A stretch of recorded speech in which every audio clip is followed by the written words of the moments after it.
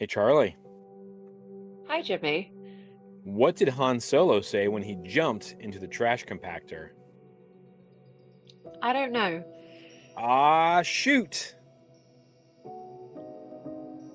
Oh, wow. Wow. You're welcome.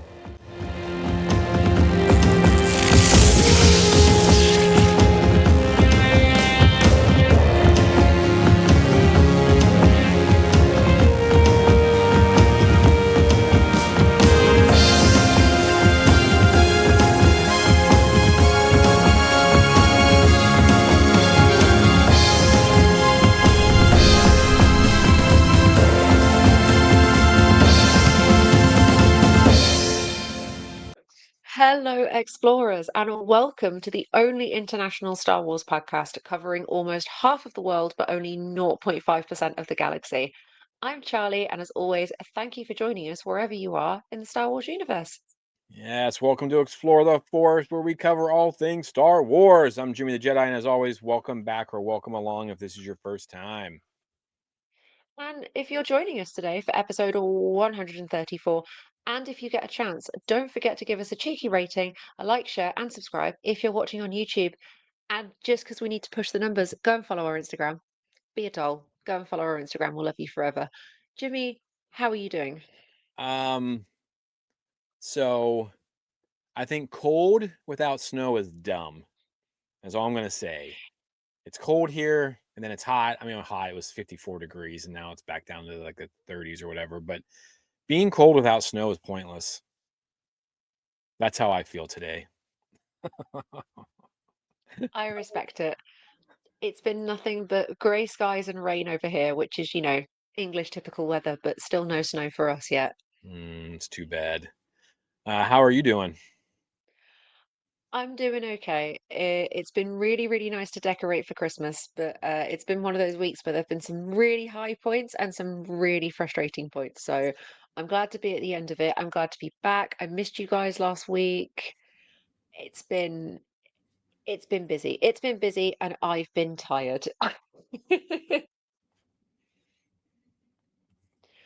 But my fun fact for this week, Jimmy, did you know? You might know, I don't know. To celebrate the 10-year anniversary of The Force Awakens, we at Explore the Force are releasing a fun fact and a clip from the film every day for the next 18 days via our Instagram, like an advent calendar, but for Star Wars. And if you're not following us, go and give us a follow. Why are you not following us? Come on now, come on, Please follow us. We're so close to please. 10,000. That's all I want for Christmas. That is all we want for Christmas. And also, all I want for Christmas is I want to hear Jimmy's Force encounter. Let's go. For my ally is the Force. All right.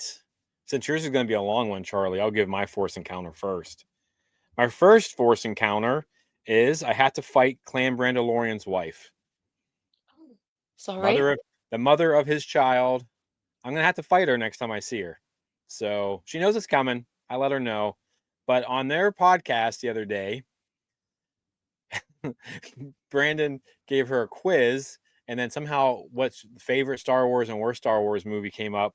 And you want to know what she said about worst Star Wars movie? Any guesses? She said that Solo was the worst Star Wars film.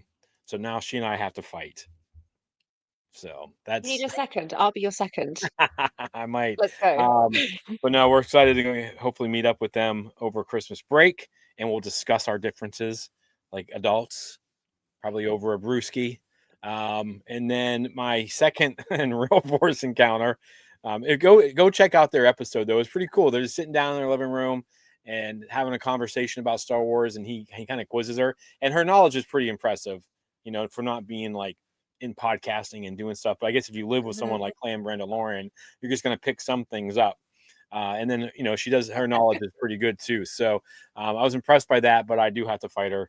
And but my second one, and it's kind of tie into some of our news, but I've been playing Hogwarts Legacy, trying to beat that finally because I've had it, I've Mhm. started it, I finished, I didn't finish it, and blah blah blah blah blah. And I'm one of those people who can't like play half a game, stop, and come back to it a couple weeks later. I gotta like play through, and I want some good Star Warsy stuff. Like I want something.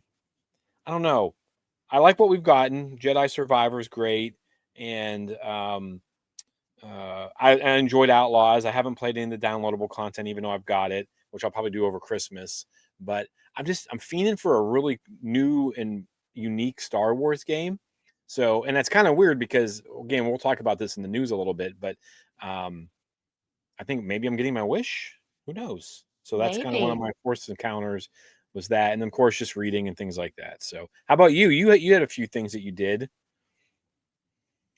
I did. I got to enjoy and celebrate the last con of the year, like the big con of the year in Birmingham last week. That's where I was. That's why I wasn't on the show because on Sunday evening I was out with my friends having a little drink and a little party, and it was really nice. No, I had a wonderful time at Comic Con. As always, I got to go with Saber Guild, and we were next to the 501st group this time, which always makes me really happy.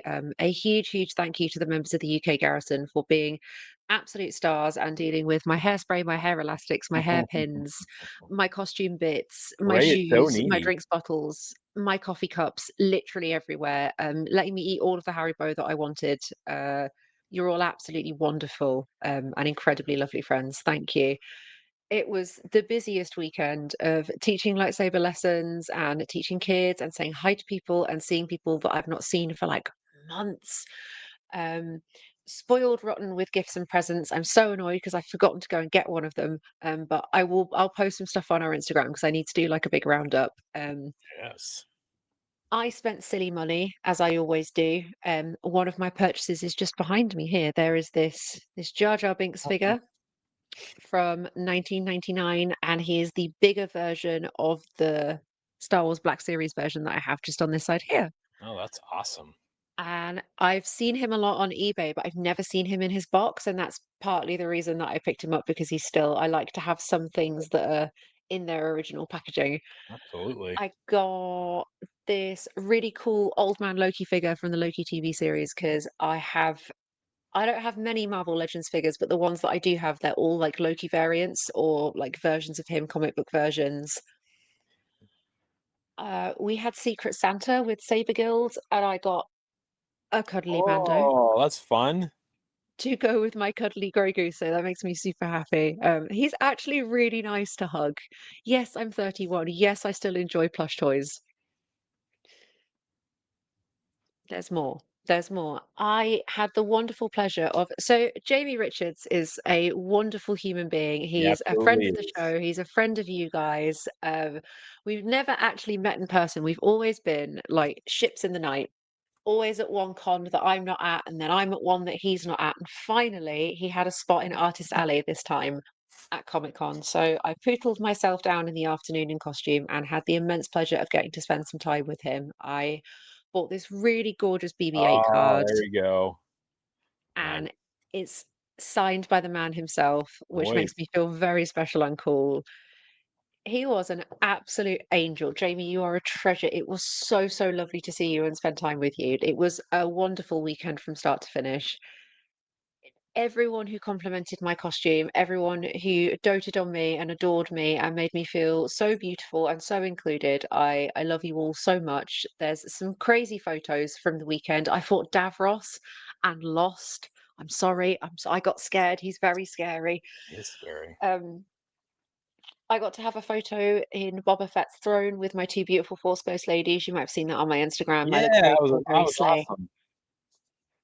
And the wonderful, wonderful actor Omid, who plays Dr. Pershing, came over to say hello to us all. He was delighted by the sets and the lightsabers and everything. And I will find like a proper picture, but I am in his video on his Instagram story for the weekend, which is crazy town. What do you You need to, mean, me? folks, you need to go look at it and see how terrified Charlie was. Jimmy said, Chuck, you are locked in. I really was. I was so scared about embarrassing myself. And I was trying, he was talking to somebody, and I caught the eye of one of the UK Garrison lads who was like on the opposite side of the space to me. And he went, oh my God. And I went, it was a whole thing. Can't believe that actually happened. Sometimes Comic Con presents me with the most magical of opportunities, and I am eternally grateful. I got some really cool stickers. I wish I could remember. Hang on a second. Hang on. I need to try and find the name of them, but it's this wonderful artist who does like medieval inspired Oh, artwork, but this one says trans knights, like trans rights. And this one says I art pibble, cleanse mine belly. Highly enjoyable. good I stuff. also got a Daredevil comic with a lecturer on the front of it because I did spend half of my weekend as a lecturer, turning heads and trying not to fall over in my shoes. I had a great time. I was freezing. I imagine there's not much to that costume. No, It's not much in not the really a slightest. wintertime cosplay. Not really, but I braved it and I'm so proud that I did. I had an incredible weekend. I love meeting people. We had somebody join us from Saber Guild who is from Camino Temple in Seattle. Oh, wow. Sometimes we get exchange students. We get like transfers from other temples, which is always so exciting to me. It was just a smashing weekend of Star Wars. It really was. I got Sounds so many awesome. Wookiee hugs this weekend as well. Oh my goodness. Good stuff. But yeah, absolutely 10 out of 10. And the schedule for next year is even more insane. So keep your eyes peeled. You will most likely, but look for like Tall Ray blue lightsaber. I'll be there. Nice. Right, enough yapping from me. Let's head over to Batu and see what's going on in the news. The people in this crowd will soon be among almost 40,000. For those who are among the who've seen a new 900 science with news fiction media or movie at the promotional park tickets, cinema. this sneak preview probably will be the only chance to see the Empire. Before we dig into the news, I just wanted to give a super, super quick shout out to our listeners this week. Spotify Wrapped dropped, and apart from exposing everyone's on repeat lists and secret Taylor Swift fans, I know you, I see you're out there. Our podcast was featured in their top 5 podcasts for several of our listeners. A massive thank you to Jack, who for him, ETF was his #1 podcast of the year. And via our Discord, Jedi Master Eric, Commel, and Orion, who have all been listening to ETF for maybe more than we have, embarrassingly. Yeah. Because you got ETF wasn't my top podcast of the year, and I felt really, really ashamed. I don't think you guys were, I don't think we were even in my top 5, which is Ouch. terrible. Ouch, Charlie. I don't like We listening to myself, though, and after we no. edit it, I don't feel like there's any reason to listen to it. Do you know what I mean? But yeah, I get it because mine was like Force Center Podcast and the Weekly Planet. Like 2 very different podcasts, and I wish that we could like be in between them hmm the way they do things. So, but yeah, lots of awesome numbers. Lots of amazing numbers. A huge thank you again to everybody for helping build such a supportive and loving community. We are so, so glad to be here. And also, super quickly before I pass off to Jimmy, because I forgot to say this in my Force Encounters, another thank you to Jack, who got me this absolutely beautiful, like Ray crystal. I always try and wear like some kind of kyber crystal thing when I do my Ray cosplay under my costume. And now I have this really, really gorgeous yellow one to replace one that I had a while ago that broke. Oh, well, that's nice. And my lovely friend Sven, who gave me like it's a Rogue One bag, but it looks like the Death Star, and then you unzip it and it opens out into a gym bag. You got all the cool stuff. I was spoiled rotten this weekend, and I don't deserve a moment of it. I don't. Everybody is far too kind and lovely. I'm Dang. actually just a really big nerdy, weirdy, Jar Jar obsessive. Like, don't fool yourselves. She is a giant nerd obsessed with. If you're not watching, just turn it on for 5 seconds and look behind her. Yeah. And there's all the Jar Jars. You won't find any Jar Jars in my first story. Young Jedi Adventures Season 3 officially releases on Monday. So when you're listening to this, hopefully you've already watched a couple of them. Bringing the story of the Jedi younglings Kai Brightstar, Lee Soleil, and Nubs is a fan favorite, to a triumphant end. Oh, we're moving into a much darker period of the galactic history too, because Season 3 is concurrent with the first phase of the High Republic Initiative, a time when ruthless pirate activity is on the rise. Season 2 featured a tie-in involving Grandmaster Yoda meaning these younglings are on the front line. We also had a Loading Great Storm appearance with Bell Zettifar, and I always just thought that was weird because I know what happens to Loden. But yeah, so this is fun. I think that I'll probably like binge this maybe over Christmas break, Yeah. and just if I have the nephews over or something, we'll tear through it. It really works well with my nephew, who's only like a year and a half. All the bright colors and moving stuff, he seems to really like it. So there's hope. There's hope. We got another Padawan in the family. Fingers crossed. I have to admit, Young Jedi Adventures was one that I sort of just dismissed as like maybe I'm a little bit too old for this. And then I did actually sit down and watch some episodes, and it's the Star Wars equivalent of Bluey. It's got Hmm. that same kind of soft, cozy kid vibe, but with like good and important messages and lessons to be learned. And it's good kids telly. Star Wars has always done well with that sort of thing. It makes me really, really happy. And I am sad it'll be coming to an end, but I'm sure there'll be something else in the kind of young Star Wars fans vein coming soon. What surprises me about them is that none of those characters showed up in any of the books. Like I know they're like young in this, but like towards the end of like phase 3, I'm surprised that there wasn't some kind of cameo of Nubs or the kids or just something silly like, hey, because there was a couple parts in the one of the books where like there's like these younglings and they're sending them to do messages and stuff. I thought it'd been cool if one of them was like Nubs or something. Oh, So maybe next time. maybe next time. Jimmy, you were talking to me about video games earlier and saying Oh, how much you would like a new Star Wars video game. I Well, will. the rumor mill has been churning. This week, a well-known industry leaker, Curacasis, started teasing a major Star Wars game announcement on Twitter. In their first post, they told followers a big Star Wars game announcement is coming very soon. The leaker said in a post, and just to be clear, this announcement has nothing to do with Star Wars Zero Company or Eclipse. Okay, great. And just to be in a follow-up tweet posted today, they went further to give an explicit hint about the title itself. According to the leaker, everybody hold on to your seats. The title of this game ends with the Old Republic. Oh, goodness me. That would be huge. That would be huge. Old Republic stuff, bringing it into canon. I can hear the screaming. It, I'm here for it, man. I don't know a lot about that, but I would love to find out about it in a video game format. I absolutely would. I know there's been noises about like a KOTOR remake and remaster for a while. It might be related to that. It might just be kind of a redo because I know that that's relatively popular at the moment of a thing to be doing. Like Red Dead Redemption 1's just had like a remaster and a re-release for the anniversary. But it would be really, really cool if this was something kind of in that franchise, but then built into the canon and then kind of new and different. Yeah, this would be nuts.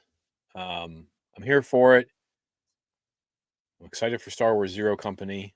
Love to see Eclipse Mm-hmm. come to fruition, but I don't think that's ever going to happen. Oh, But yeah, the Old Republic, like again, not familiar with a lot of those stories, so it'd all be brand new to me. I'll be very excited to dive into this.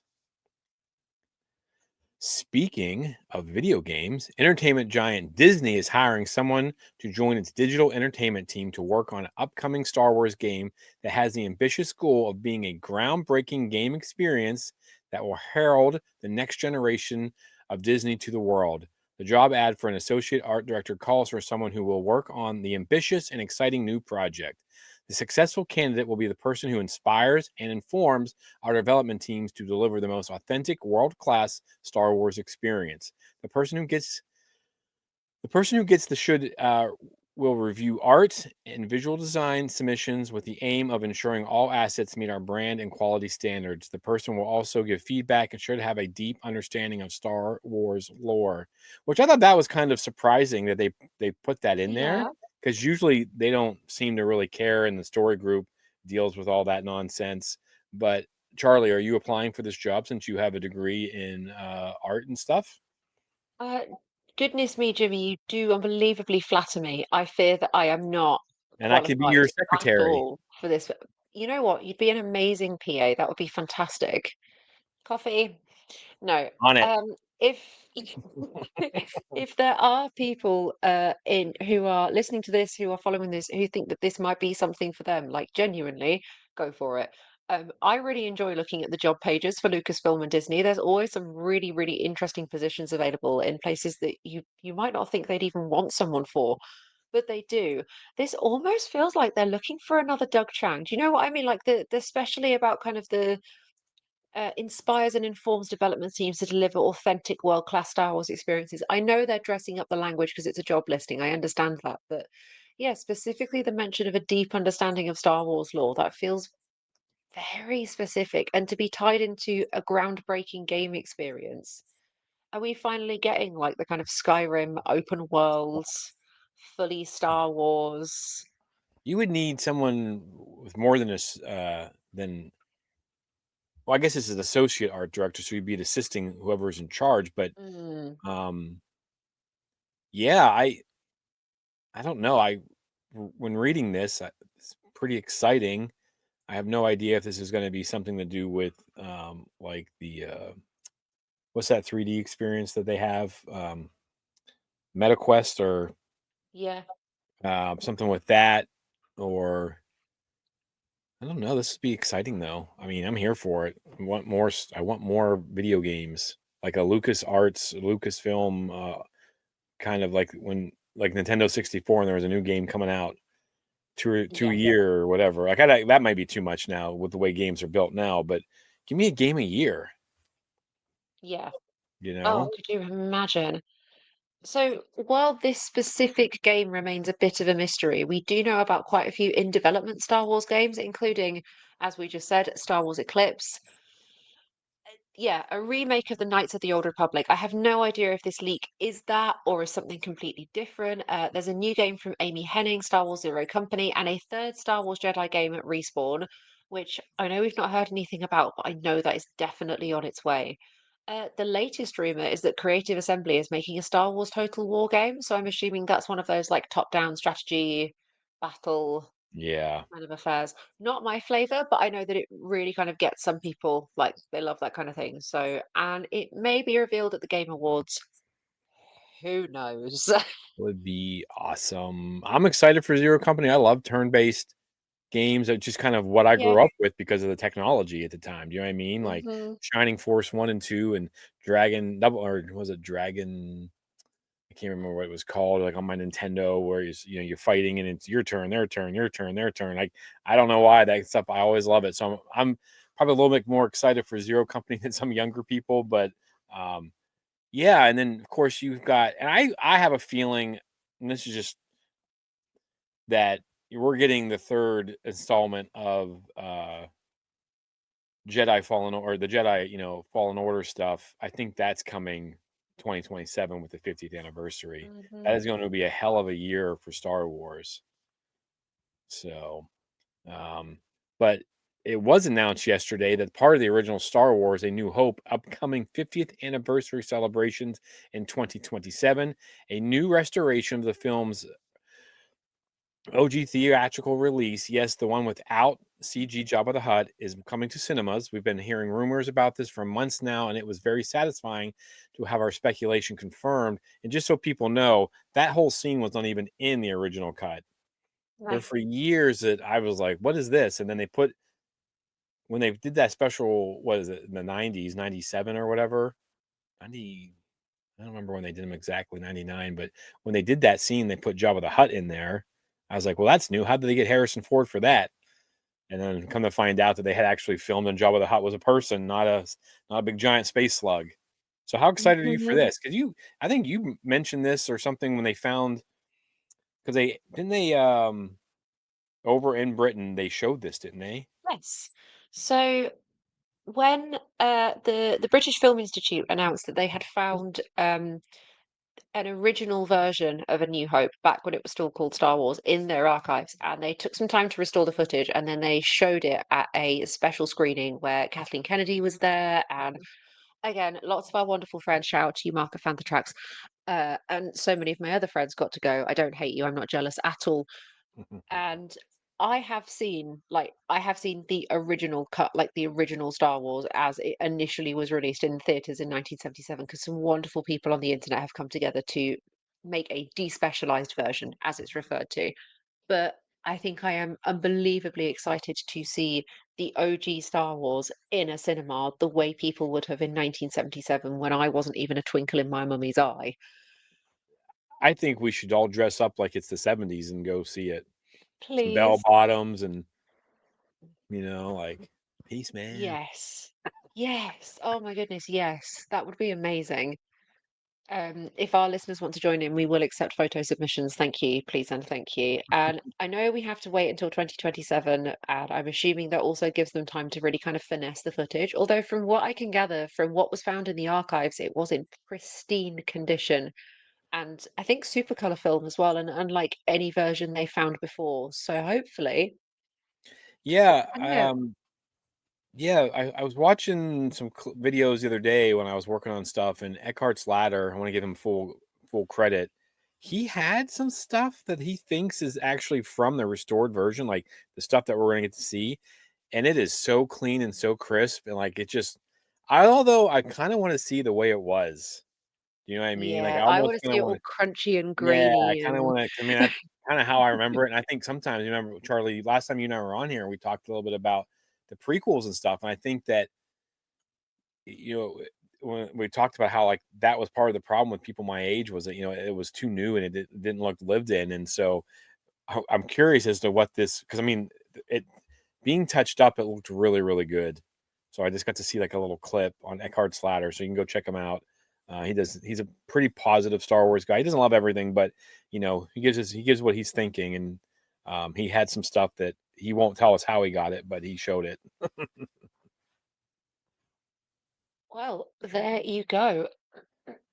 And from a Disney triumph to a bit of a Disney low, I don't know if you saw this story breaking, Jimmy. Disney is potentially back in some hot water as a legal battle over the digital resurrection of actor Peter Cushing in Rogue One has reached the Court of Appeal, with film companies arguing the claims should be dismissed. Tyburn Film Productions is pursuing legal action against Lunac Heavy Industries, a Disney owned entity that produced Rogue One, a Star Wars story, concerning its use of Cushing's likeness. His character was brought back to the screen in the 2016 film long after Cushing's death in 1994 through advanced special effects following an agreement between Lunac and the executors of Cushing's estate. The film company Tyburn initiated legal proceedings in 2019 against Lunac and Lucasfilm, the studio behind the saga, alleging unjust enrichment from the use of Cushing's image in Rogue One without their consent. The company asserts that it entered into a letter agreement with Cushing in '93, which claims prohibited the reproduction of his appearance via special effects without Tyburn's explicit permission. Lunac and Lucasfilm contest this claim, having previously informed the High Court that they believed no such permission was required under the terms of Cushing's contract in A New Hope. Ooh. This is a sticky one. This is a really, really sticky one. Yeah, you would think that Cushing's family, having given consents, would be Hmm.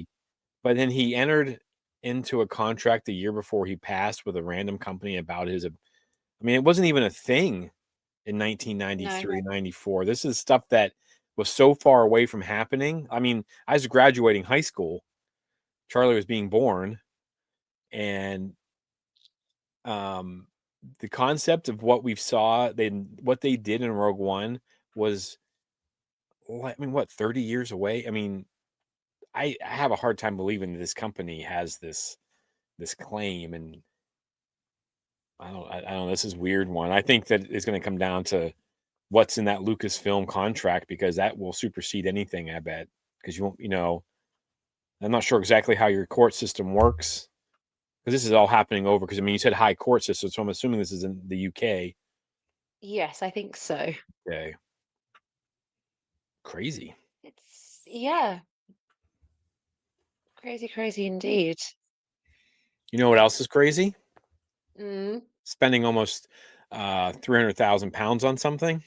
I mean, if I had it, I'd do it. But a lightsaber used by Obi-Wan Kenobi actor Ewan McGregor has become the most valuable Star Wars prequel item after it sold at auction for a whopping 289,000 pounds.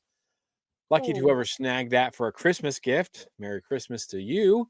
It sold for such a large amount thanks to a letter of authenticity signed by the legendary filmmaker George Lucas. However, the top lot was Boba Fett's EE3 carbine blaster from the Star Wars film The Empire Strikes Back from 1980, which sold for 459,900 pounds and had carried a pre-sale estimate between 350 and 700,000 pounds.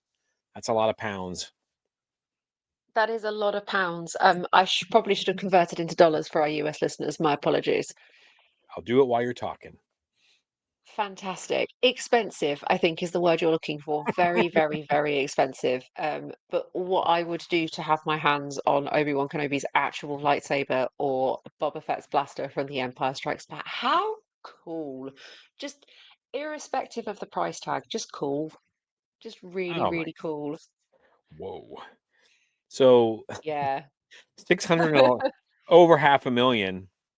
So yeah, so 459,000 for the for Boba Fett's blaster, 611,000, almost $612,000. So you're looking at almost over $500,000 with and then of course you got to pay tariffs on that, so probably a cool million. Ooh. Moving on from insanely expensive props, it has been an exceptionally good week for video game fans again, because I don't know if you're a Destiny player, Jimmy, but I thought this was pretty interesting. Destiny 2 is launching its new Renegades expansion this week. It's second of the year as it's reduced itself to two smaller releases with quite long gaps in between them. But if you look at the logo for this, and especially the Star Wars font and its icon and the Rebel Alliance crest, you can see that there's definitely something going on here. For the first time, we are seeing a licensed Star Wars expansion that does not actually feature one-to-one Star Wars representations. It's a Destiny story that's canon to the ongoing universe, drawing heavily on Star Wars visuals, equipments, even sounds, but is not technically a Star Wars game at all. In order not to be an unlicensed ripoff, it did need that license and has been made in partnership with Lucasfilm, as them and Bungie decided how this was going to work. The similarities are everywhere. Behemoth as ATSTs, Apraxic Warlock as a Jedi, Dredge and Bale as Kylo Ren, and you'll even see a Sarlacc pit and Jabba's sail barge, and a swamp-laden X-Wing-esque ship. Enemies hanging upside down in frozen ice caves. The references are absolutely everywhere. I'd check it out if you're a Destiny fan and let us know what you think, because I'm this close to downloading it and getting back into it. I used to be a big Destiny player back in the day. That's mad. It's kind of a crazy combo. Yeah. I watched some of the cutscenes and some of the visual stuff that they released for it on YouTube, and it's strangely compelling and interesting. Like you wouldn't think that it works, but it really does. I'd be interested to hear what fans of Destiny and fans of Star Mm, Wars and people that have done both. So Charlie, if you do that, I'd be curious. I've never played Destiny. I don't even really know what it is. good. So, but First person alien shooter in space. oh, Get a okay. spaceship, fly around, shoot things. Well, that sounds like fun. It's really good. Really, really good. I really, really enjoyed the first game. Well, I'm glad that they're getting Disney and getting Star Wars out there in different places. That's exciting, right? I do. I feel like maybe the wheel for Star Wars video games is starting to turn again. I feel like they're testing kind of the hype and the interest in people, and I think using Destiny as a platform. Like people have been modding lots of games to include Star Wars content for as long as modding has been around. So Hmm. it makes sense that these things kind of get used legitimately and brought together and realized. Yeah, Really, really absolutely. fascinating. Yeah, I'll be curious. I'll have to take a look at that stuff. And speaking of money, or not enough money, I guess. Oh, Um, Star Wars actor appearing in the spin-off TV series Ahsoka will not return in the new episodes due to a salary dispute. Is it Claudia Black, who played Night Sister Clothal in the first season, has had to bow out of the show's second run as she was allegedly not going to be paid enough. She revealed the news in a candid interview, revealing that as a single mother, she required a salary that would have enabled her to keep things afloat back home in Los Angeles while she filmed in London. Well, I'm going to be transparent, she told Bleeding Cool. They picked up season 2, picked me up with it, and then Disney, which is structuring things differently these days, could not pay me what I needed to be paid as a single mother to keep all my responsibilities going at home in Los Angeles because they were filming in London. She continued, it was not something that they could make happen, and therefore I had to bow out of season 2. That's a bummer, man. I mean, Yeah. you know, one, I mean, Night Witches are back, I guess. Yeah. But Oh yeah, spoilers, I guess. yeah. Yeah, I didn't even think about that when I was reading this I didn't article. think Like, about that. yeah, no, me neither. But that's a bummer for her. I mean, and if you read this whole article, which I have read a bigger part of this, her son's a huge Star Wars fan, knew exactly who she was playing whenever she mentioned something by accident. And she had to keep him to keep his mouth shut basically when she was filming the Oh, first season. man. And so yeah, it's kind of a bummer. I have a lot of respect though for her kind of standing up for herself and being like, you know what? You can't pay me what I would realistically need to be able to do both of these things at once.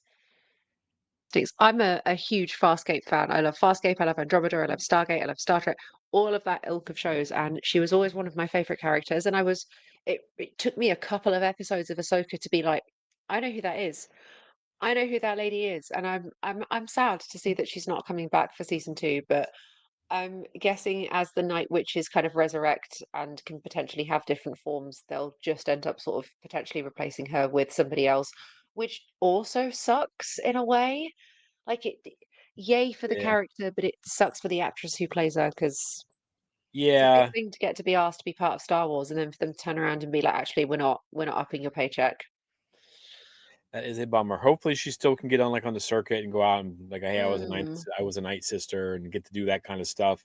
She'll probably even be more famous now that she was positive too. Like, if I suggest people go out and read this article because she was like, yeah, I'm disappointed in it, and I get it. It's part of that's how the system works, but she wasn't like negative about the experience. She was very positive about season 1 filming. So I think that some people think she shot herself in the foot with this, but I don't really feel um like the article itself, the interview itself was like she wasn't like bashing the mouse house, you know? So, no.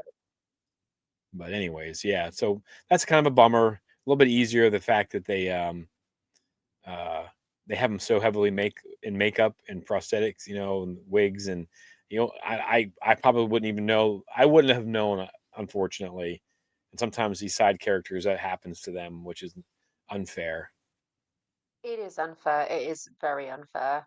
However, what is not unfair is, believe it or not, the award nominations are still coming in unbelievably thick and fast for Star Wars this year. I feel like we've been pummeled over the head with it. I absolutely love it.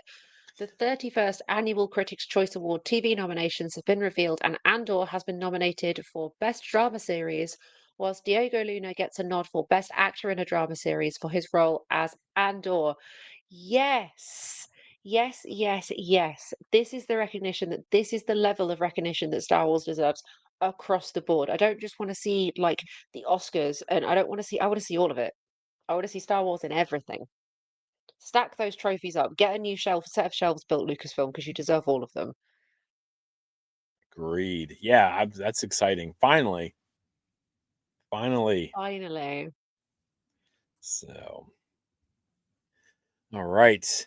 Since 2016, Columbia and Star Wars have been teaming up for special edition collections that reimagine beloved looks from a galaxy far, far away into unique outerwear pieces.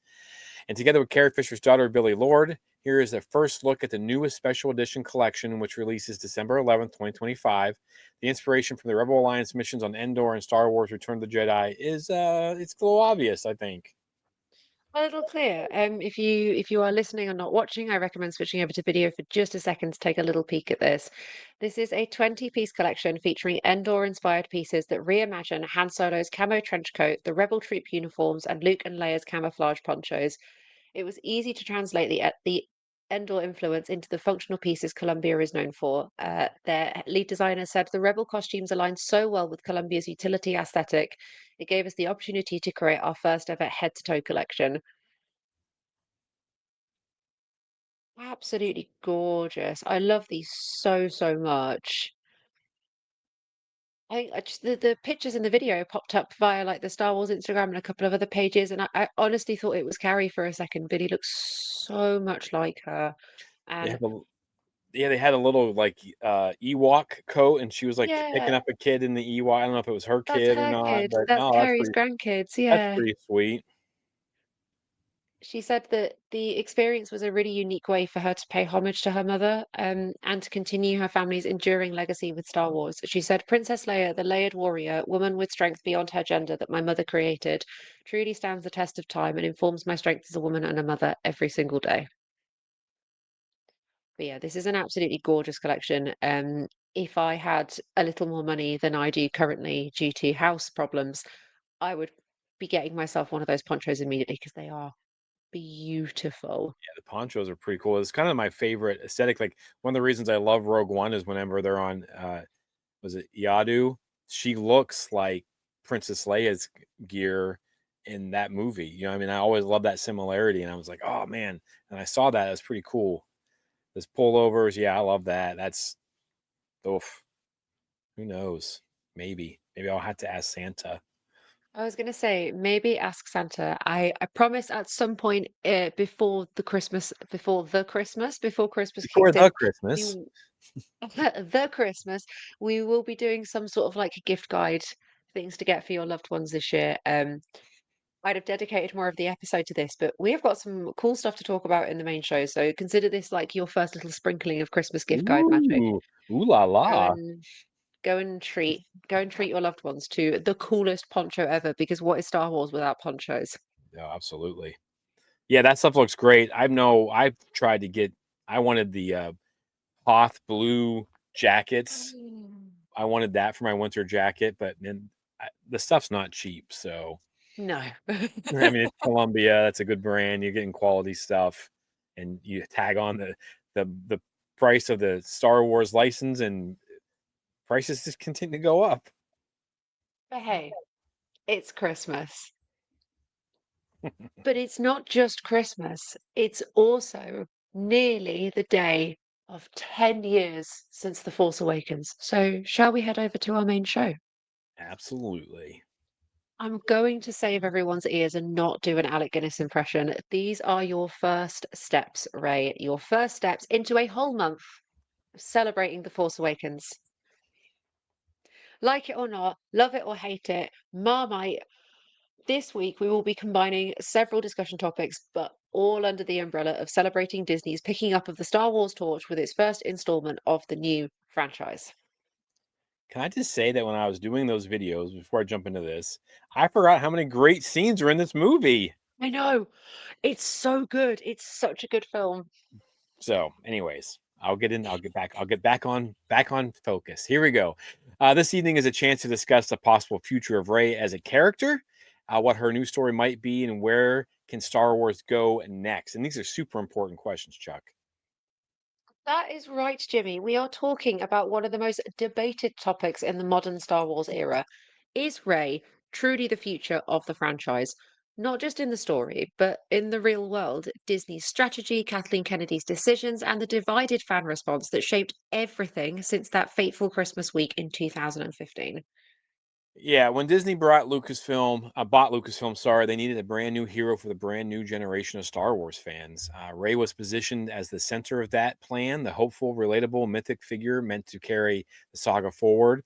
But was she created because she fit Star Wars, or because she fit Disney's corporate vision of what Star Wars should become?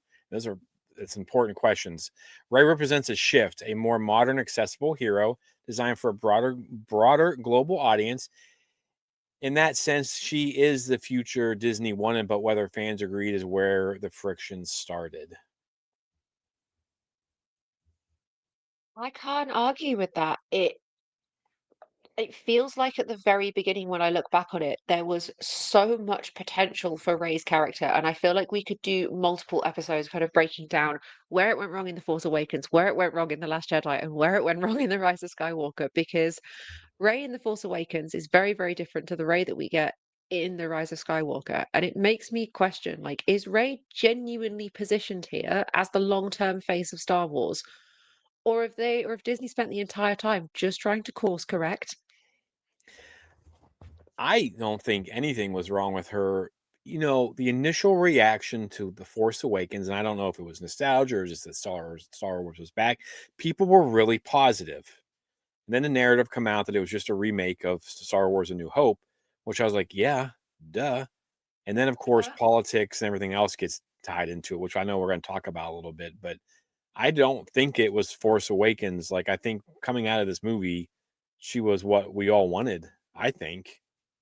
Well, for the most part. I mean, there are going to be people out there who are always against it, but so I don't know. It was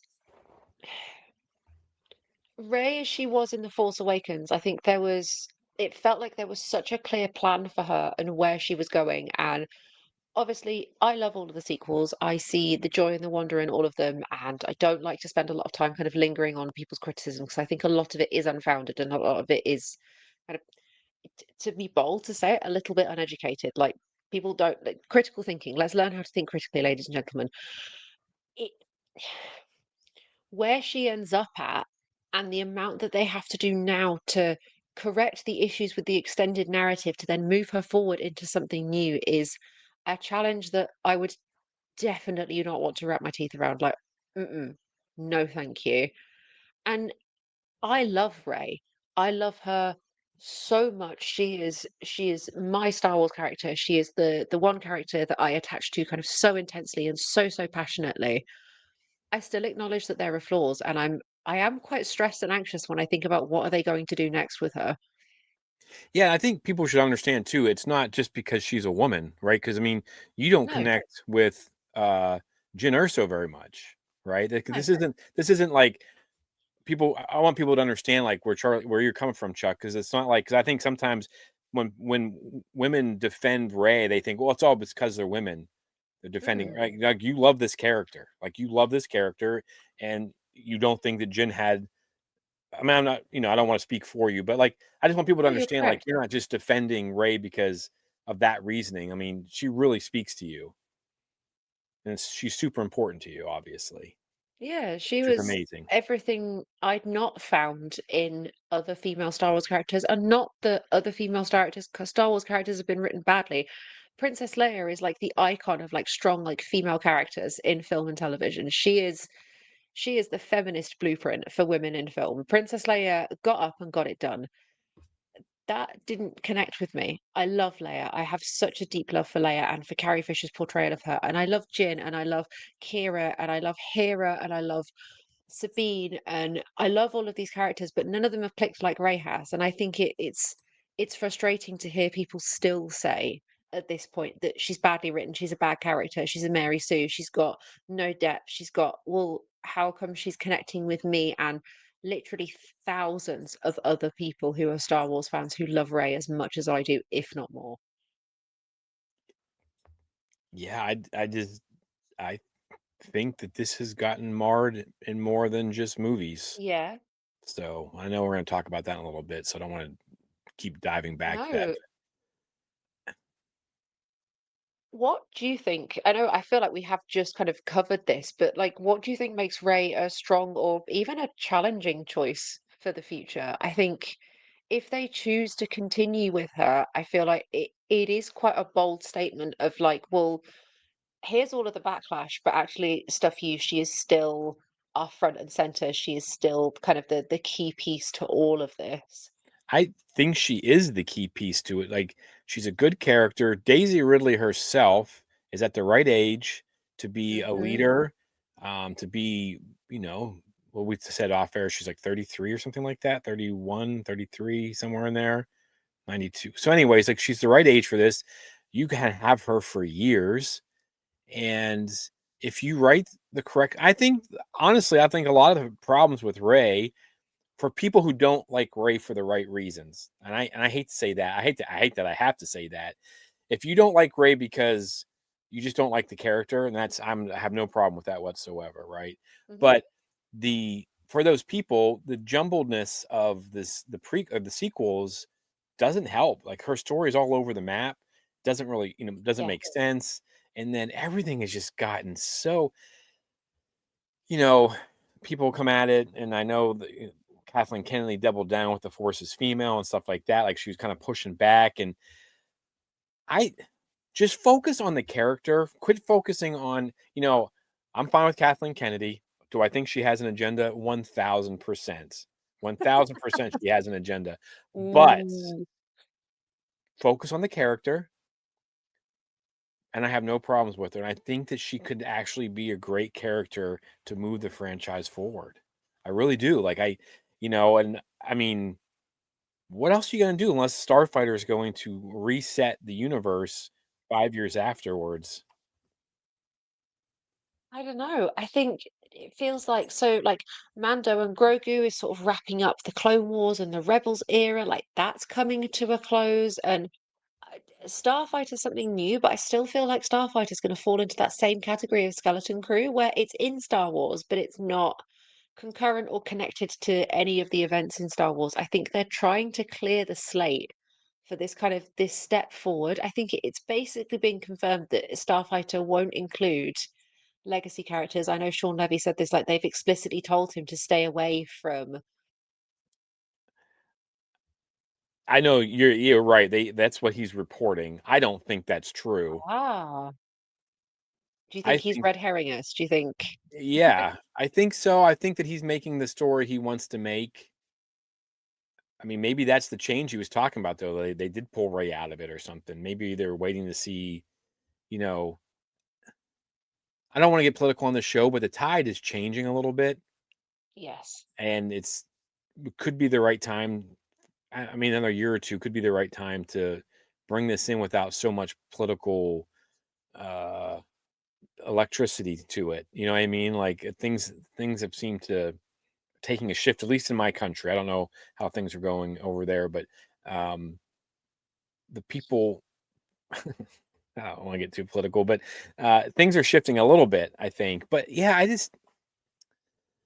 I think she's perfectly fine. I think she can do it. I think they need a good story, and I also think that's probably Yes. why they've delayed this so much. And maybe this Yes. Starfighter is, you get this really good movie. You get someone like Ryan Gosling who has a ton of star power, and if he hands his nephew off to Ray, and then the new Ray stuff can start off, and you have this character. Because if you get like a Rogue One type story that's so great, you know what I mean? That's kind of what I think they're hoping for. If Starfighter hits like Mm, Rogue One, where some people's favorite absolute Star Wars movie, and has nothing, saying that nothing to do with it, but like, it's a prequel to Star Wars, but you get this great movie where you're maybe not tied down by some of the Skywalker stuff, but at the end, where else is he going to be taking this Force sensitive kid? Unless he's taking him to go meet Cal Kestis somewhere. But I just think Raves makes the most sense, and then she'll be in her 30s. Like, I mean, she yeah. looks very young, and then you can just grow with this character, and I just think that Star Wars needs to get a little bit more oomph to it too. So hopefully, I do have to agree with you in that sense. I think there seems to have been this real shift from Disney, especially in Star Wars, of kind of redefining what a hero is and what a hero looks like in a story, because Star Wars has always used the hero's journey. It's hmm a very, very specific set of writing shows. If people aren't familiar, go and have a Google because it will tell you more than I could ever possibly explain. Basically, every Star Wars movie that George Lucas ever wrote follows that format of the hero's journey. And I think there was an attempt to kind of shift that with Rey. Obviously, they did sort of remake A New Hope, but that's because it's a formula that works, and that's because it was meant to be this blend of new and nostalgia. It was meant to welcome people like you and me back hmm and welcome new people in at the same time. It's a masterclass of nostalgia, that film specifically, The Force Awakens. I see what they're trying to do. I worry that they're not going to be able to execute it in a way that feels satisfying.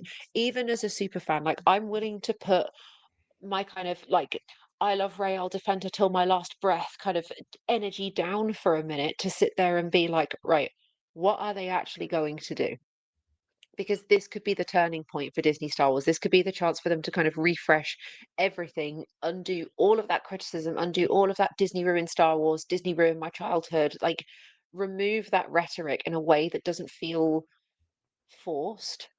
Yeah, see, and I think a lot of that doesn't have anything to do with Rey. It has to do with No? lightsabers bouncing off of stormtrooper armor or renaming ships that are beloved because the term might Yeah. be a little bit offensive. Like that's the stuff I think that has caused Disney the most backlash. You let Rey run Yeah. some, Mike and I we've talked about this, and we're not going to get into stories or stuff, but our opening scene for the next movie is that they break up a Zygerian slave trade and she just goes ape on people and just starts slashing fools Amazing. and stuff like that. Like just set the tone with the opening scene and let Rey just just wail on some people and people will buy in because that's what they want to see their Jedi do.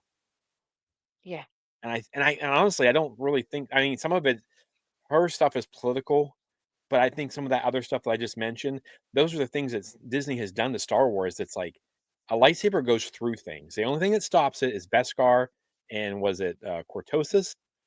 Those are the two things that can stop a lightsaber. Armor of a Like stormtrooper, none not. And exactly. and I don't want to get too far off track, but those are the things I think that Disney like needs to fix. I don't think Rey. Do they need to have a cohesive story? Absolutely. But I Yes. don't think that like she's the problem. I think the storytelling has been the problem. And then she takes the brunt of it. And you know, Ray's reception has been the most complicated in franchise history. And again, I don't think it has to do with her. Some fans loved her, like you, Charlie, like loved her. I was a little like, but I wasn't like, well, she's a woman. I hate her. Hater. You know what I mean? Hater. Yeah, but I was just like, I don't know how I feel about this yet. But it was one movie. Like, I feel like that's okay. Yeah. Some fans loved her, like I said, optimism, curiosity, the independence. Others argued her arc lacked clear development or consistency, and that's not her fault. That is Disney's fault. But there's Thank one you. big question: how much of Rey's backlash was about the character, and how much was about the wider culture happening around Star Wars? And I mean, we kind of talked about it. I don't think Rey's the problem. I think she ends up being the focal point of all these other things. You put all these problems on the outside of her, and you put her Yep. in the middle instead of focusing. And it's frustrating to me that she's the one who takes the hit, and then this is messing up the future of Star Wars. Because I just don't know what they do. Like they just got to reset all Star Wars if they don't use her. I think Yeah. it's silly. Like you want to continue the story. I don't know. It it frustrates me that she became kind of the scapegoat for every problem with Disney's acquisition of Star Wars. And I know there were quite a few other female characters in Star Wars, Kelly Marie Tran, like several others who, even Gwendolyn Christie, got abuse Yeah. about their role in the latest Star Wars films, and it just absolutely baffles me because I think that some Star Wars fans need to say the quiet part out loud that they don't like women and they don't like women in like lead roles in Star Wars. Deal with that in your own time. Deal with that. Don't project that onto the rest of the film franchise because it's going to ruin it for the rest of us. Like some people's nasty opinions end up ruining it for everybody. Because what if Disney do turn around and say, actually, we've looked at the fan response, we've looked at the issues and the problems, and actually we don't want to deal with that. We don't want to have to look at that, think about that, deal with the backlash, moderate all of our comments on everything. Like we've been posting a lot of Force Awakens stuff for the last couple of days. We've actually not had as much awfulness as I was anticipating. There's been some. Uh, we've managed quite a lot of it. I've deleted a few things that I thought were personally over the line. Like I don't mind a bit of healthy discussion. I don't mind a little bit of like um teasing and a little bit of silliness and a little bit of silly meanness. That's fine. But there's not been as much as I was expecting, and I really, really wish that Star Wars could pay Disney. I know Disney isn't about the people, and I understand that it's a global company that deals strictly in money and gets all of its money from the theme parks, blah, blah, blah. But there's a part of me that likes to think there are people sat in their offices at Lucasfilm being like, we care, we care. Yeah. I mean, you know, my thing is like, for me personally, like I enjoy Ray, and I mean, I don't know about the Rose Tico character, but I think Ray's a better character than Oscar Isaac's Poe Dameron or Finn. right? Like, but no one's yelling about them because they're dudes. And I think you have an actor in Oscar Isaac who is phenomenal, and all he does in Star Wars is yell all of his lines. He doesn't act. He just yells everything. And it frustrates me beyond belief. And I hope he doesn't come back unless someone else writes his stuff and he doesn't have to yell everything he does. I mean, just look at what he did in Frankenstein. Look what he did in Dune. Look at him as Moon Knight. None of that acting ability shows up in any of the sequels. But no one has a problem with that. So it's frustrating to me, anyways. Do you Sorry. think that you've seen No, go ahead, honestly. Get it off your chest. This is what we're here for. I think this is the thing, like, not to keep sort of I don't want to sit here and just bash the entire Star Wars community. I'm part of the Star Wars community, and I know how dreadful we can be at times. But I do actually think Rey's reception has changed over time. Like, there is more love, there is more understanding. The sequels are hitting that sweet spot of like 10 years post coming out. So we're having that kind of renaissance pick up again that we had for the prequels, that we had for Hayden Christensen. So I think it's just taken a lot of people time because obviously they came out with this brand new shiny Star Wars movie that stank of A New Hope. It was very Tatooine. It was very sandy, very dusty, very we've been here before. And I know that that was important, but I feel like they both tried to homage the original films and subvert expectations, and that is a very, very, very, very difficult thing to balance. Like massively, massively difficult. And I don't think Ray necessarily reflected any of those old traditions of Star Wars in a way that people found they could connect to, especially people from your generation. Like, I get it. You're not going to see yourself in a 19-year-old girl in sandy clothes. Like, your generation, you were all Luke Skywalker, you were all Darth Vader, that was it for you. That's not what this film was for. Like, it's I so, so difficult. You can't make it for everybody, and I think that's been part of the problem with the sequels because they tried and Yeah, yeah. no. I mean, honestly, I remember my biggest complaint, I think of like right off of the movie, I thought Kylo Ren was too whiny and I didn't understand where he took off his helmet. I was like, Vader never took off his helmet, you know? And I was like, a true bad guy doesn't, because that's what we got for 3 movies is Vader having his helmet on until the very end. And I was like, and he took it off in the first like 10 minutes of the, I'm like, what's going on? Why is this kid, So yeah, none of my problems. If I can remember correct, I wish I was recording back in the day, but um, none of my issues really were with Ray. It was just so Mm. not originally. I mean, I think the movie's not being planned out. That I can't say that she hasn't caught some of the brunt, but not her as a person, the No. character. So Ray and Kathleen Kennedy kind of go hand in hand, right? I mean, one of the biggest criticisms of the sequel trilogy is the lack of a long-term planning that directly affected Rey, her identity, her backstory, her arc. Like, how do you not plan this stuff out?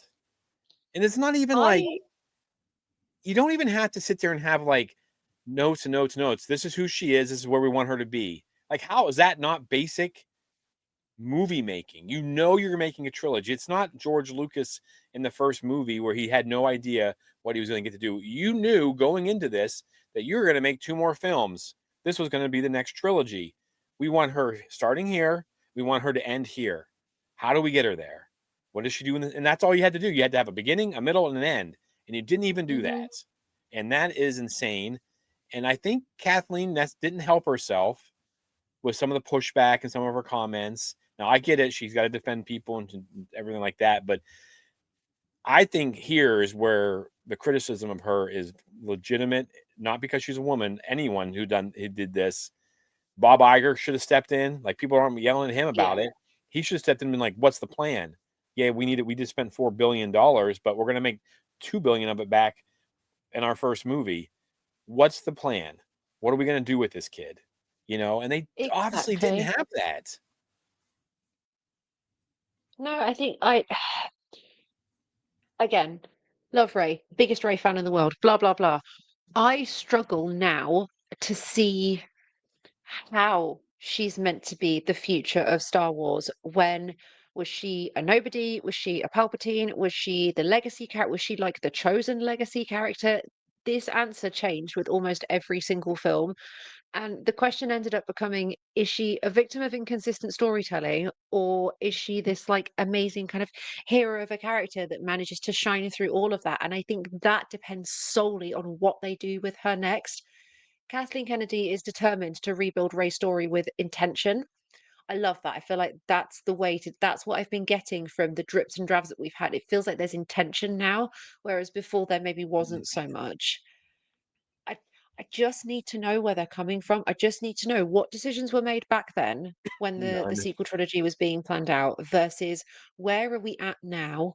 And I think you're right. Like when we talk about questions like, yeah, Ray's story was obviously impacted by inconsistent planning, and how much of that responsibility falls onto Lucasfilm leadership. I will always be the first to jump to Kathleen Kennedy's defense because I think she gets far too much slack being a woman. She gets far too much abuse because she's a woman in a position of power. And there are still people in this modern day 2025 who cannot wrap their heads around that. And I will say that with my whole chest. She is the president of Lucasfilm because George Lucas hand selected her. She does know, believe it or not, she does know what she's doing. She does. She's made some incredible decisions for Star Wars, and people are so quick to forget that in lieu of, well, she missed the sequel trilogy. I don't like Rey. Rey's a bad character. No. But mistakes were made, and I think there's going to be a lot of scrabbling to get themselves back to somewhere that connects with the fan base, if they can even get there. See, I don't think it's a problem. You just opening scene, all hell's breaking loose. I'm telling you, just imagine that scene. And the more that we talk about it, Mike and I we never finished our trilogy, but just think about this. You get those Ligurian slavers, right?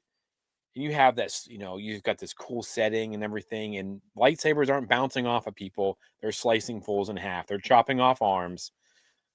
They're cutting down space slave. Like, just set the tone immediately. Make it a little bit grittier, like a little bit, not necessarily, you don't have to be Rogue One with it, but you got to be a little bit tougher than Kenobi was, or what the sequel trilogy has been. And I'm telling you, people will be like, oh, okay, Rey's not effing around. Like, this chick is here. She's kicking some butt. She's in charge of the new Jedi Order. Let's go. And I don't think that I think that if you push out an amazing movie, people who want to hate on it won't be able to. If you push out a good movie, and all you got to do is start off, you got to grab everyone's attention right off the bat, grab them by the face and be like, this is what this one's about. And then just start the new trilogy and make it intense. You could do, it's a universe of galaxies of monsters and space wizards and the Force and the father, the daughter, the son. Like, you have all these things that you can do. Like, use your dang imagination and get in there, and don't be afraid to take a big swing and go for it. I don't think that Rey can absolutely we could absolutely move forward with her, but they have to have the right move. And it can't be some mamby-pamby, we're trying to make a point. Like, just go rip some people's heads off with lightsabers in the Force. You want I sorry. no, I please continue. I love it. I love it. I really do. It makes me so happy to talk to you like this. This feels so good. I want her to embrace the aspects of her that are a Palpatine. I want her to embody all of those characters. She's literally all of the Jedi. Use that. Please use that. We see so many flashes of her strength. Like, she slices a whole rock in half. Like, she lifts an entire like avalanche of rocks up into the air. She can move an X-wing. She defeated Kylo Ren. Like, she injured and wounded Kylo Ren with no formal lightsaber training. People forget the final scene of The Force Awakens. Absolutely one of my favorite battle scenes between the two of them in the snow. Incredible. She is a powerhouse of a Jedi. She's not overpowered by any stretch of the imagination. She does still have weakness. She does still have flaws and faults. Use that, make her this force to be reckoned with. I want to see like the same ferocity that they took the lightsaber fights in Acolyte with. I want to see that, but with Rey. Yeah. Give me that fire, give me that fight, give me that hard choreography because she learnt it and she can do it well. And if you check out our fun facts on our Instagram, I do believe fact number like 9 or something is about Daisy Ridley's training regime. That'll be out on the 9th.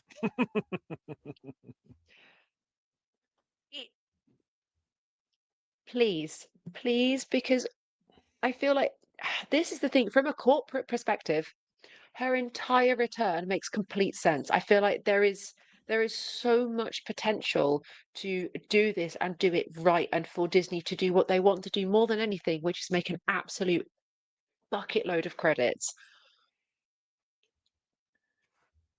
If you make a good movie, people will go see it. Exactly. If you make some mamby-pamby nonsense and try to make a point about something that's going on in the country or the world, people are going to be furious. Just make a good Star Wars movie. Keep politics out of it. We don't need a. But Star Wars has always been political, It Jimmy. is, and it has been, but not to the point and not beating you over the head with it. I think that George kind of did it in a way that like it was a little bit more you know what I mean? Like I feel like it was a little bit Yeah. less in the original trilogy. It was a little bit less, you know. Yeah. And Ryan Johnson comes in and he does why can't Canto Bite stuff, and I think it's cool. Like the 5 years, and I think those are awesome creatures, but what's the point he's trying to make there and different things. I feel like all they need to do is make a good action movie that has Yeah. a plan for a second movie and a third movie and build Easy on that. peasy, Yeah. simple as. And just you can make a brand new bad guy. With Mia Goth and Matt Smith are awesome. Why not bring them Mhm. back? Why not have them Yeah. leading something? You got two powerhouse actors. Why not use them? Like I just think that, and I know we're not filmmakers, I get that, but I feel like the corporations are focused and producers, they're focused on the wrong thing. That's kind of how I have some hope for Sean Levy's movie is because he just Yes. seems like he's like, I'm just making a Star Wars movie. I don't think there's going to be any like, there's not going to be any like trying to teach it. And these things are lessons. It's hard for me, I guess, to explain what I want because Star Wars is about good versus evil and stuff like that, and that's fine. That's universal. But it says stay focused on that. Let's and moving forward. I think, guys, there's so much potential with stories, and they would just use their imaginations. I think it would be phenomenal. I think the the politics and the real world issues that George Lucas tackled in the original trilogy, I almost don't know if he was quite aware that he was doing. It became obviously like when you look at like Tolkien, for example, who vehemently denied that any of his work was an allegory for World War One or the actions of what was happening in World War One and World War Two. He denied up until his deathbed that that was what was going on. It is. It's very clearly what is going on. George has never denied any of this. He's openly discussed how the Ewoks were the Viet Cong and the entire like story of Return of the Jedi is a representative of the Vietnam War. And but the way he did it made it feel like kids playing with toys. It was accessible and understandable and contrastable for anyone of any age from any background coming from any part of the world coming to Star Wars. Like Star Wars the original trilogy especially is so universally translatable that way. And yeah, maybe teaching like 9-year-olds about like trade federation blocks in the Phantom Menace was maybe not the way to tackle the politics, but still worked, Yeah, still became like accessible and reachable. And I feel like there were things that now when movies and films and TV try and do this, I don't know, there's something about it that feels disingenuous. I think it's because, again, I'm going off on a bit of a tangent here. I think because the studios that are behind these movies don't care about people, they don't care about LGBT people, they don't care about people of color, they don't care about marginalized people, minorities, um, any of those kind of they real don't legitimate care world about issues that are going on. They anybody. want our money. That's all they care That's it. about. That is it. And I find myself frustrated that I'm sat here begging the biggest mega studio ever in the world that makes all of its money from theme parks. Please consider Ray as a legitimate character and treat her properly and nicely. Thank you very much. Because they're just going to laugh at me, like they'll just throw rotten tomatoes at me. It's not. Yeah. It's tough. In the original trilogy, I didn't feel like I was being preached at, I guess, No. as a kid. And I think that's you and I talked about Wicked for Good off air. But then Hmm. I mean, that had some hardcore political. I mean, that was basically Andor, that movie. Yes. And I'm like, people don't not even going to see this. Like, they're not even going to see the correlations of what's No. happened in Andor, what's happening in my country. Like, Wicked is like just, you know. And I was like, but I didn't feel like they were trying to make a point. They were making a No. movie, and that was the story.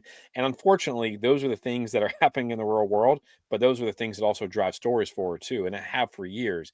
But I wasn't being preached at. I wasn't being, you know, Alpha Bud. It wasn't like, well, you need to save the animals, or you're a bad person. Like, she was trying to do this is what she believed in, right or wrong. And you know, and that's what a movie should be. It shouldn't be. Hmm. You can have your points, but you can't make that the focus. You got to make the story the focus. I don't know. It's a little frustrating, I guess. No, I 100% agree with you. I think Disney and Disney's control over Star Wars, they need an anchor. They need a solid character with which to build around because that was the point of Luke, Leia, and Han. That was the whole reason they existed as a set of three characters. That was the anchor. And Well, obviously, can they do that with Rey? Can Rey become the long-term future of Star Wars? I don't know. I I want to say yes. I want to say yes. I feel like ultimately we conclude that it depends on three things. The story has to be consistent. Yeah. Clear vision, not three different visions that tried to be stitched together. And yeah, if I squint, it works. If I look at it properly, it falls to You pieces. shouldn't I have don't to. want any of that. I shouldn't have to. Exactly, exactly.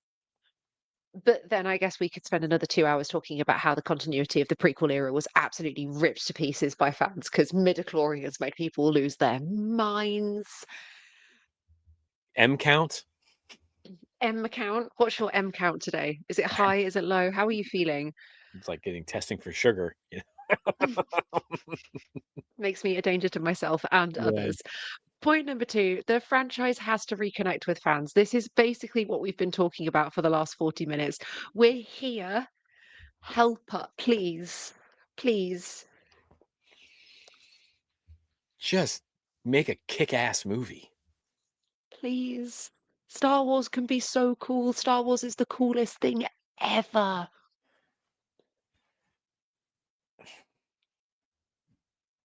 And number three, dearest Ray, wonderful, wonderful Ray, needs meaningful challenges and flaws. And if they dare bring back the ghost of Ben Solo and have her fall in love with it, I will walk out of the cinema. I don't want love. I don't want babies. I don't want marriage. I want to see her going and do. No, Luke didn't have any of that. Luke didn't need any of that. Luke was Luke Skywalker doing Luke Skywalker things. Give me Well, genuine challenges for her as a character. Let her grow, let her blossom, let her develop, let other people see what I saw in the first 5 minutes of The Force Awakens when she takes her head wrap off. Please, because it's there. I promise you, it's there if you will just open your eyes to see it. yeah, I mean, why can't she be struggling with being a Palpatine? I mean, she says I'm a Skywalker, but you're gonna have that in the back of your mind forever. Like Yeah, what your that's grandfather is. trauma. You know what I mean? Like, play on that a little bit. Let her make a mistake that she's got to come back from. Like, you know, Please. and yeah, I mean, I don't know. Like, I feel like, I mean, all three of these points, yeah, you've got to do it because yeah, it has to be consistent. Like, you can't allow Ray to become the focal point of another trilogy that's not doesn't make any sense. That's not fair to her. Reconnecting with the fans, just open up with an amazing kick butt scene, and then make an Andor style Star Wars movie that's not, you know, it can be for kids, but it can also be for adults. And lightsabers don't bounce off stormtrooper armor. Just saying, right? Um, and then yeah, like why? How could she not be challenged trying to run? Like if she's in this movie and she's doing everything perfectly, then I might walk out. You know what I mean? Like if she's just started over this brand new Jedi Order and nothing's going wrong and she's not making any mistakes and she's not trying to change things, maybe she tries to change things so drastically and it all blows up in her face in the first movie. You know, Exactly. or Exactly. just let her fail a little bit, but not over the top where she's like, oh, she falls, it becomes the dark Ray or something like that. Like you got to balance it. And I think that, again, I don't know why this is so hard. Like I get writing movies is not easy, but like coming up with No. ideas, like I come up with a million of them a day. I cannot put the words behind my ideas usually, but it's not that hard to be creative. No. So I guess, is Rey the future of Star Wars because she should be, or because Disney needs her to be? And then, like, so that's a good question. Like, is it because, I mean, I don't know how they start over without her. No. I It think doesn't it make would be an sense to me. incredible shame to say no more Ray, no more Ray stories. I think obviously that would devastate me, not just as like a super fan, but as a Star Wars fan, because it's not her time yet. There's, like you said, like Daisy Ridley is 2 years. I'm 31, so Daisy Ridley's 33 now. There is so much time for her as Ray. There is, and also if they hypothetically, I don't know, I'm spitballing here, if they kill her off in like the second film of whatever trilogy they're making with her, I will also walk out of the cinema. Like I need something to happen with her. I need something consequential and important to happen, and I need people to understand why she is so important to me. Like I'm on a mission to change everybody's minds about Ray. Anyone who's a Ray hater, sit down with me and I'll talk to you about it. And I guarantee you I will change your mind. I mean, the only way I can see them not using her is they make this massive jump in time. Like they jump 100 years into the future or something. But Great. Let's but go. then you're still restarting and you're going to have all new characters. And what are you going to do? You're just going to rehash. You're going to, I mean, I guess you could fill in the gaps. Give you I mean, the only positive of that, if you jump 50 years or 100 years ahead of time, it would give you a ton of space to tell stories leading up Yeah. to the new stuff. But a 5-year jump with Starfighter, and then if another 2 years we get the first Ray movie, that'll be like it could be 7 to 10 years. That's a big chunk of time to tell stories in with comics and books and animation. You could do it, and you could do the whole Clone Wars saved the prequels, and you could Yeah. adjust some things, and you could fix some of the stuff in the sequels with these, this other stuff. I mean, you shouldn't have to, but you could. You shouldn't have had to use the Clone Wars to fix the prequels, but you did, and it was super successful, and then some people's favorite Star Wars. So, um, is the fandom ready to embrace her? I mean, not everybody, but not everyone's No, always. and I that's mean, okay. yeah, Okay. if you have a legitimate complaint about Ray and she just doesn't speak to you, that is 100% fine. The reason she doesn't speak to you is the issues of and I don't want to get into that, but like, I Oh, just I think, will. yeah, but and then you have, I don't want to talk to someone like that though. Like, I don't want to waste my time with someone like that. No. I want to talk to someone who's like, well, I don't like Ray for these specific reasons. Like, oh, I never even thought of that. Or, oh, but this or that, we can have this conversation. You can't have a conversation with someone who's a racist or hates women, or, you know what I mean? Like, you can't have a conversation with that. Um, there's no making those people better, but I think just like Lando says, there's more of us. Yeah.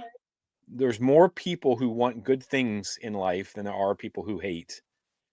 And prove it by making this movie, making a great movie, bringing us all back and revitalizing Star Wars, because it needs it. It needs a kick in the butt. I don't think Mando and Grogu is the answer. As much as No. I'm excited for the movie, that is not the movie that's going to. Say it again.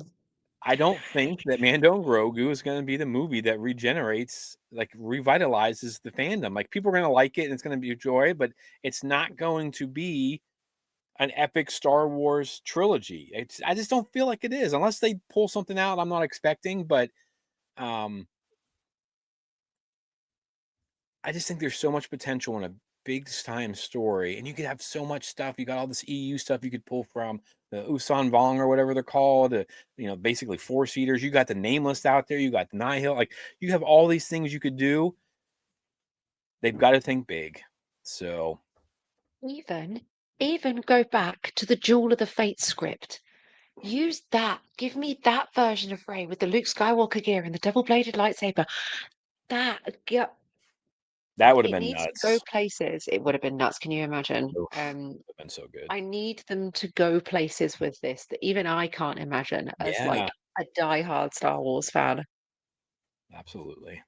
But So, ultimately, I think if the right decisions are made by the creative people and the people who are in charge of this, I absolutely think Rey is the future of Star Wars. I think now is the time where the tide is starting to turn and people are looking back at the sequels and rewatching them and going, hey, you know what?